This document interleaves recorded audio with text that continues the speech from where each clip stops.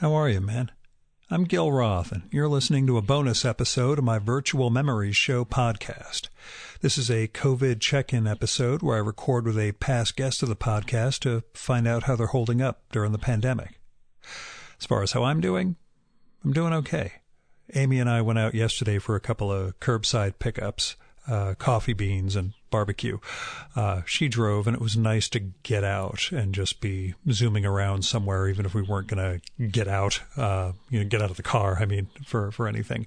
It did occur to me during the trip that I have managed to run more miles than I've driven in the last 2 weeks. And I'm heading out for 5 or 6 miles after I finish this episode up, which will make my Subaru jealous, but hey. In other news, I finished rereading Charles Portis's Masters of Atlantis yesterday, which I enjoyed a great deal more than the first time when I really didn't understand what I was in for. And that was 20-something years ago. I downloaded Masters of Atlantis back in mid-February when Charles Portis died.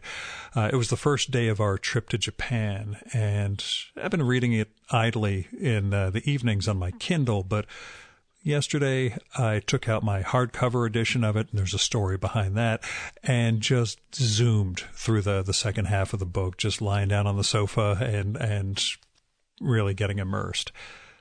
I don't know why it is. I read more concentratedly in print than I do on screen, but that's how it works for me.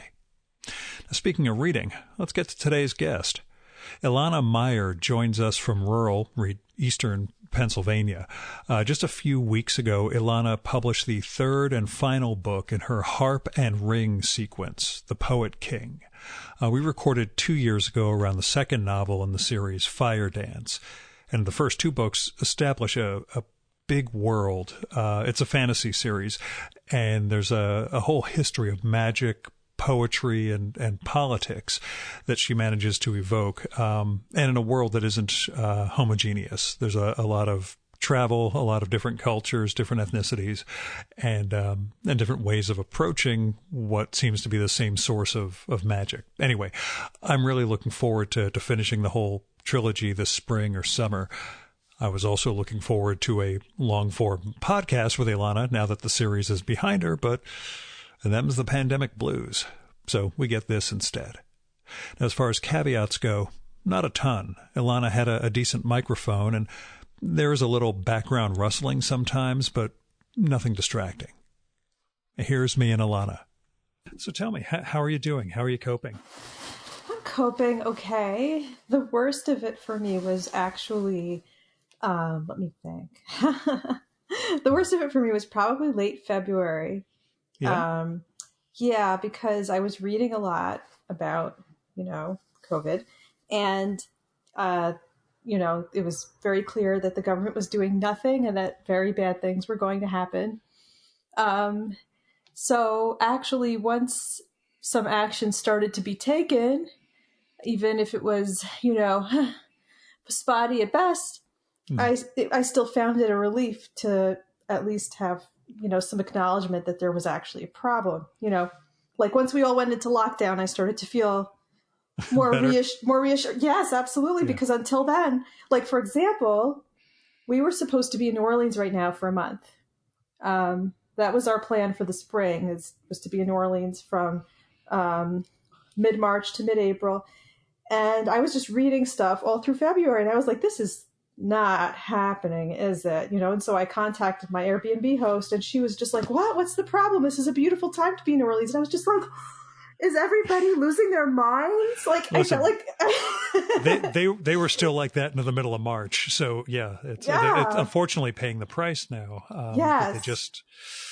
They were not at fault. I was. No, I don't mean it in that way at all, but the lack of information. Yeah. I would check the news. I would Google New Orleans coronavirus, and it would be like, the official announcement from their government was the risk in Louisiana is low. And I was like, that's not possible. It's not. Yeah.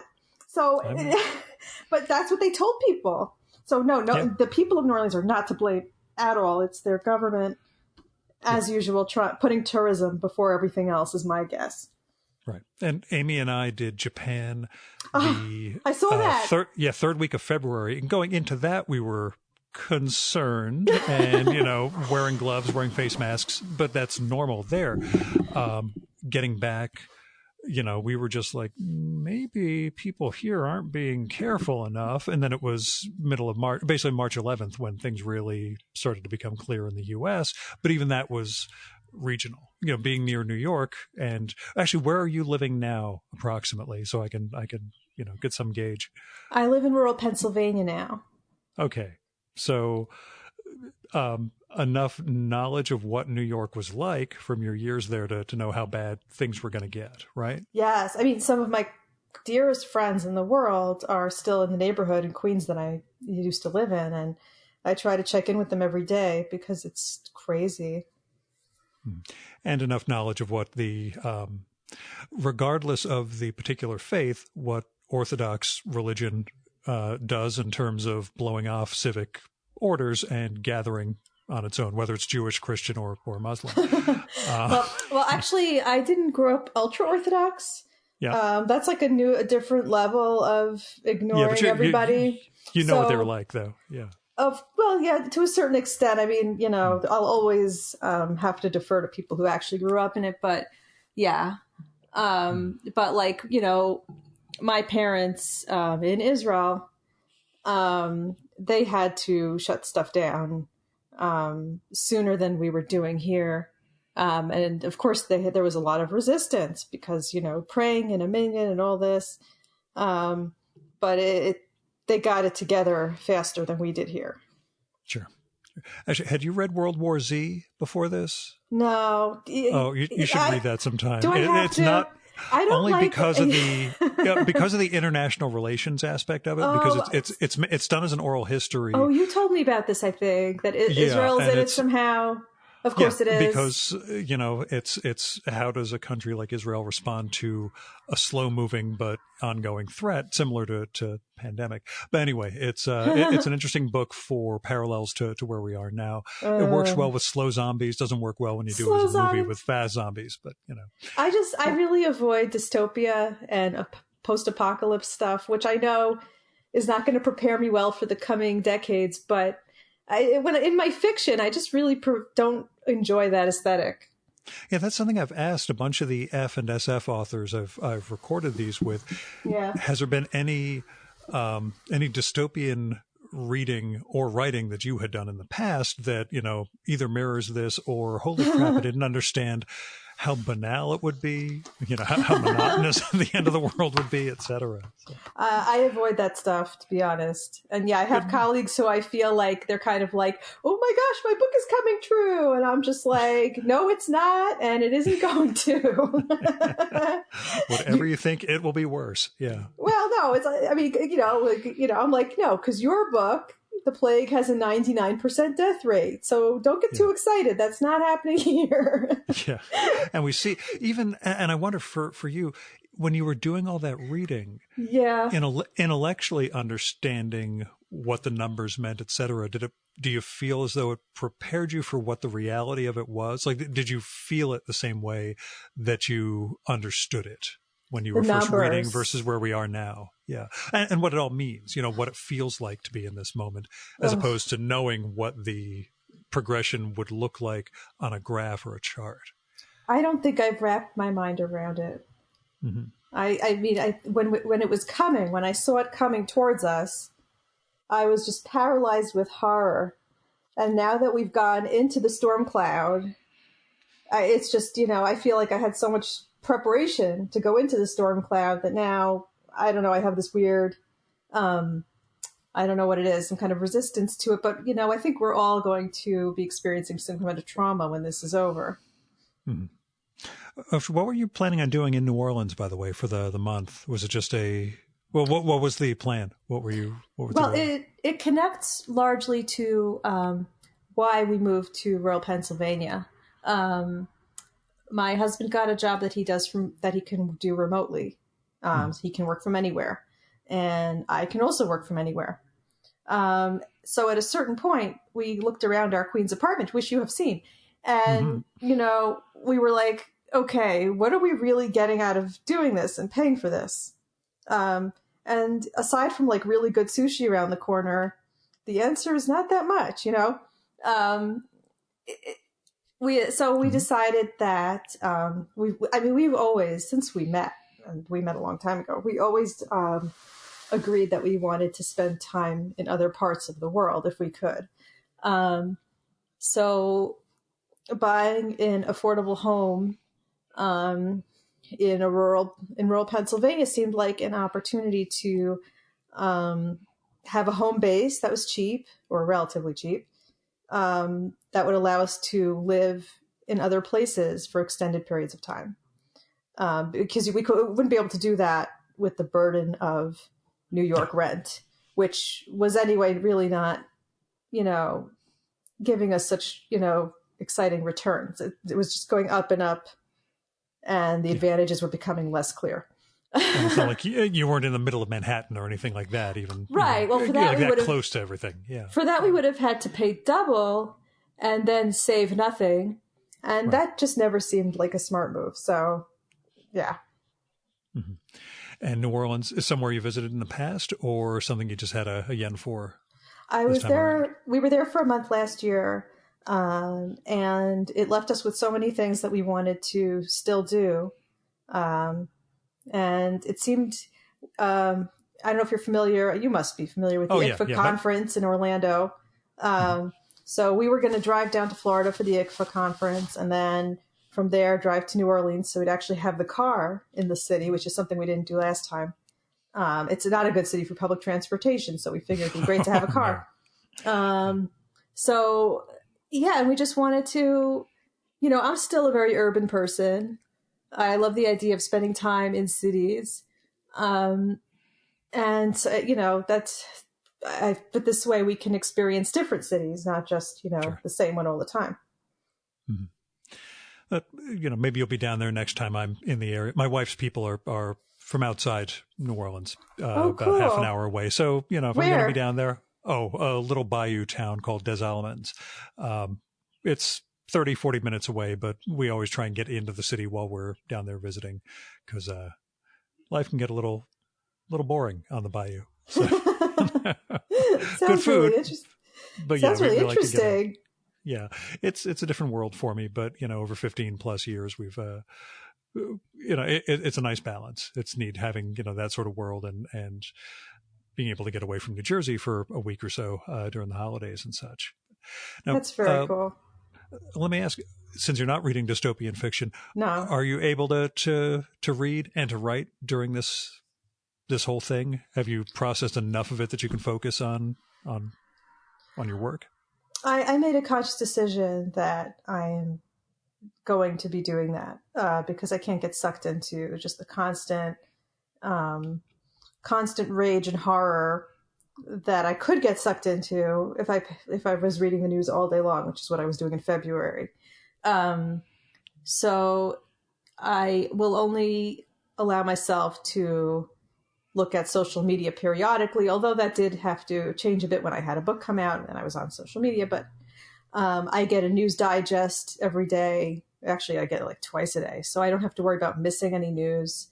I put my phone away at a certain time at night, and that's like a golden rule. And I make sure that I'm reading fiction, and I make sure that I'm writing because that's time isn't going to stop just because we're in lockdown, and that's what I want to be doing with my life. So, I've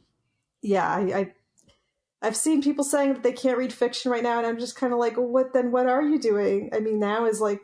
Unless they're doing childcare, I'm not talking about that. No, of course. There's always the accommodation of people with kids. But I think it's just people clicking refresh. I think it's just refresh on Twitter. Yeah, and that is just so pointless, So, I mean, everything is terrible, but there's so little that most of us can do. So, yeah, I feel like fiction is really important right now, actually. Can you tell me who you're reading? Sure. Or what you're into? Yeah. Yeah, well, I started The Plague with the new Hilary Mantel novel, predictably, like with everyone else. And then I decided to read P.G. Wodehouse for the first time because it seemed like good timing for that. So I read Leave It to Smith as my first introduction to P.G. Wodehouse.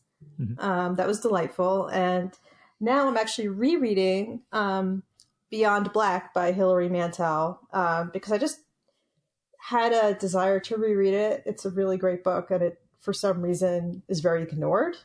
And I highly recommend it if you haven't read it. No, I've never read any Mantel. I've been saving the trilogy. This whole well, I've been saving the first two for when it finishes. So now that I have some time on my hands, yeah. Are you able to read fiction right now? It took me a while. I was reading a big nonfiction book for the first month, and it was taking me forever. And when I finally finished that, I jumped into Matt Ruff's new novel and blew through that in about 2.5 days, and thought, oh, that's actually what I needed instead of this big history of how America is completely short-circuited and haywire. I should have been diving into, some good fiction for a while. So now that I've done that, I'm rereading some Charles Portis. I've got other stuff to I'm planning on diving back into John le Carré. That's always fun. The Bernie Gunther novels by Philip Carr. I figure I've got time for podcasts like this. I don't have to do all that reading that I was doing for the in-person ones, which is a question I have for you in a minute. Sure. But it's a degree of I could actually just kind of read for fun, along with reading a couple of books for upcoming guests. What's the virtual book tour been like for you compared to the in-person stuff you and I did? How has it been to only be able to do this stuff virtually? And what's it like having your third book out now with the completion of the trilogy? Okay, well, I can answer the last question first because it's an easy one. It feels great to have the trilogy out. Of course, if I let myself think about it too much, I'm like, oh God, this was the worst year to do it. But whatever, never mind that. You didn't plan it, No one can plan that. But honestly, it would be so much worse if it were one of the other two books, Sure. if it were the debut novel, or if it was Fire Dance, where I was really making an effort to kind of reintroduce my work for the first time to a lot of people. Right. This is the third book. It's not quite the same. It's not the same game. Although I did have hopes to be able to now, be able to talk about the series as a whole during the promotional stuff, and that's of course been short-circuited. But in terms of my virtual book tour, I've always had a lot of virtual book tour hustle. I've always done as much as I could each time because my books are they don't seem to be the kind of books that reach an enormous audience. So every reader counts. And so I just try to do as much as I can. So in a way, nothing has changed. What's different is what I'm not doing. What's different is that my events in May, I was going to do 2 readings in New York. I don't think that's happening. I didn't have the conference in ICFA where I was going to be on a panel, with famous authors. I really, really doubt that the World Fantasy Convention in November is going to be a great idea. So it's not so much what I'm doing differently. It's more what I'm not doing, because all the other stuff, the online interviews, I would have been doing that too. When it comes to promoting my work, I really try to put in as much as I can because it takes me years to write each book. And so it deserves that kind of time. Sure. And I would have come out to rural Pennsylvania, wherever it is, to sit down with you for book 3. But that's very impressive. I've traveled pretty gosh darn far to record. I usually I try and get 2 or 3 around the same area. But yeah, I flew to England for 48 hours once for this show. So I remember, but I'm not Clive James. But I might not be so far from you. I don't think. We're pretty close to New Jersey, or I should say parts of New Jersey. Yeah, I figured you're Eastern Pennsylvania, so it wouldn't be that bad. Probably an hour or so drive. So maybe. I've done out in the Poconos before. I've done Yeah, that's my area. Record. Yeah, that's sort of what I figured. So yeah, wouldn't have been bad. And when the next book comes out, we'll make it a date, I guess. That's very kind of you, Gil. Or so I hope. I mean, I was talking with Henry Wessels a couple of days ago about whether we would see each other in ReaderCon, even though we live 40 minutes apart. I said, do you think we're going to see each other at ReaderCon? He's like, no, I sincerely doubt by July we'll all be saying, nope. Yes, well, let's all get together and yeah. That was another thing. For the first time in my life, I had a chance to be on a panel at San Diego Comic-Con. That was July. You reminded me. Yeah, it's all just, yeah. But, you know, when the whole world is going through it at the same time, you can't really feel very special about your canceled plans. Yeah, that's been the biggest thing, that sense that we are all in this together, Yeah. that the self-pity thing can only carry you so far when you know somebody else has it a lot worse. Like, again, I've said my biggest change is that I have to do this instead of sitting down with people in person. That's really not that bad. You know, all things considered, Gil has to sit down at his table with a microphone instead of driving an hour to see someone. Really? Yeah, not a huge burden on me. Now, do you find yourself more in touch with people you hadn't been in touch with, you know, for whatever reason that we all let relationships drift? Do you find that you're reaching out to people more, or being reached out to by people? I'm definitely making a point of checking in with people much more than I would have in the past. In the past, it was always, you know, I'll see you later. And now it's like, well, no, I won't. So, you know, and I certainly never did video chats. Not into that at all. But now I've gotten into it because it's the only way to see people that I'm close to for the next long while. Yeah. Yeah, but still, do you really need to see them? That's, you know, a friend of mine considers those to be like hostage videos, basically. But, you know, I'm a little videos. more. I'm a little nicer than that, but I still feel if any of us look good on screen, this isn't what we would be doing for a living. So I mostly talk to people in video chat that it doesn't matter what either of us looks like on screen. Good. You know, because we're very close. Yeah. And it does help to see the person when you are, you know, when most of the time you would have been hanging out with them in person. Like I've always been someone who prefers to hang out with friends in person to, you know, the phone. I haven't used the phone in years. So it's a more natural progression to do a video chat than it is to start using the phone more. Yeah. I feel bad putting people through this sort of experience, because this is just like for me, being back in high school, sitting on the phone with somebody for 30, 40 minutes. This is fine. Yeah, I figure. But can you tell me a little about finishing the trilogy, that sense of a series that you didn't know exactly was going to be a series when you began it, and that sense of completion? Right. Well, you know, when I began it, I was 24. And now I'm not 24. So yeah, a lot of things changed in the course of the writing. And of course, once I was finished with the book. So what can I tell you about finishing it? I mean, once I knew I had a series, I made a point of thinking bigger for the next couple of books. I was, you know, like, okay, the second book has an arc that resolves at the end, and it also has threads that are not resolved. And that was deliberate because there was going to be another book. And I take great pride in the fact that I finished, because in our industry, there's a lot of authors who kind of take their time about ever finishing their series. And I just take a lot of pride in having something out there that has a beginning, middle, and end. I feel like I fulfilled the promise, you know, that I established in the beginning. Yeah. And there's also a sense of completion that, you know, whatever happens to me now, there's something out there of mine that is complete.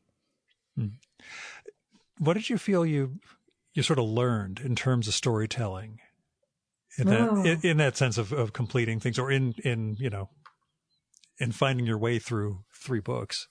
Wow. Well, I learned a lot. One thing I learned is that there are always surprises. I mean, when I was writing the second book, I would never have predicted where the third one was going to go in so many ways. And actually the same thing is true of the second book while I was writing it. It went in directions that I did not expect at all when I first conceptualized it. So I think probably the biggest thing I learned is that there are always surprises, and also to see them as a gift. They are part of what makes the process rewarding. And I believe they are also a sign that you're doing the job right if you're surprising yourself.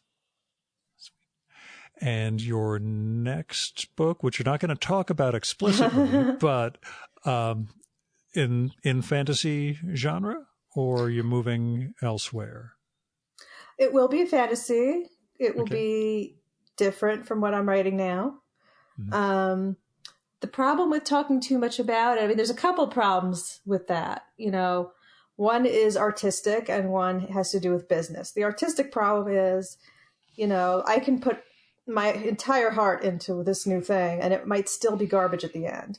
And in that, if that happens, I'm not going to try to publish it because I have pride. And then there's the business side of it, whereas I can put my whole heart into it and it could come out really great by my estimation. And it's possible no one will pick it up anyway, because this is a really tough business. So for me to get into like specifics, you know, and tell everyone what I'm doing now, it would just be foolish on a few levels. But yes, it would still be fantasy. Yeah. And are you hearing anything in general from publishers, just in terms of the fallout of this on publishers and editors you've worked with?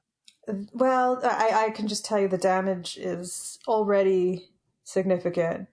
And we're just getting started. So, you know, I can only hope that the business, the industry, I should say, recovers quickly after this, because there's going to be tremendous damage that's already been ongoing. Last question. Yes. Bookstore you're dying to visit once it's okay to go out to a bookstore again. Oh, I can only pick one? Yeah, just the one that jumps to mind first. Doesn't have to be your favorite. We'll just say the first one to come to mind.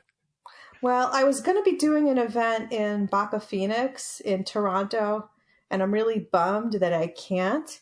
It's a lovely, lovely bookstore with just most wonderful people.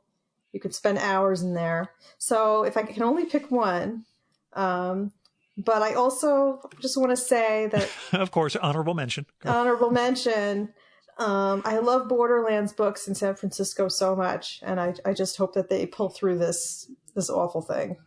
Yeah, it's been tough. Even City Lights, which is bigger, more established, etc., is going through it's been in the news for the last day or two, the desperate straits. So I know. We'll keep our fingers crossed. We'll support the stores any way we can.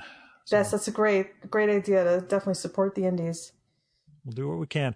Ilana, thanks so much for coming back on the show. Oh, thank you, Gil.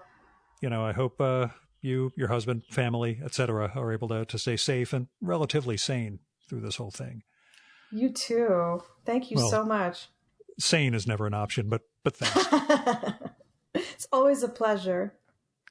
And that was Ilana Myer. Go check out her Harp and Ring sequence of novels, Last Song Before Night, Fire Dance, and the brand new conclusion, The Poet King. I enjoyed the first two a lot. I can't wait to find out how it all wraps up in volume 3. I know Ilana's site is ilanacmyer.com, which is ILANACMYER.com. She's on Twitter as IlanaCT and on Instagram as Ilana C. Myer. Both of those are just one word, no underscores. And we'll be back tomorrow with another COVID check-in. If you want to send me a little update to read on the air or have something you want to share with the listeners, let me know and, we'll set something up. I'm at groth18@gmail.com. That's GROTH and the number 18. You can find my contact info at our websites, vmspod.com or chimeraobscura.com/VM. And on that latter site, you can find a link to the COVID-19 sessions, which has all of these daily podcasts as well as the technical requirements for participating in it. And in case you're interested in the remote setup, which is why there are technical requirements, I am using Zencastr.com to record these remotes. And that's spelled ZENCASTR, so no final E, the way everything on the internet loses a vowel at some point.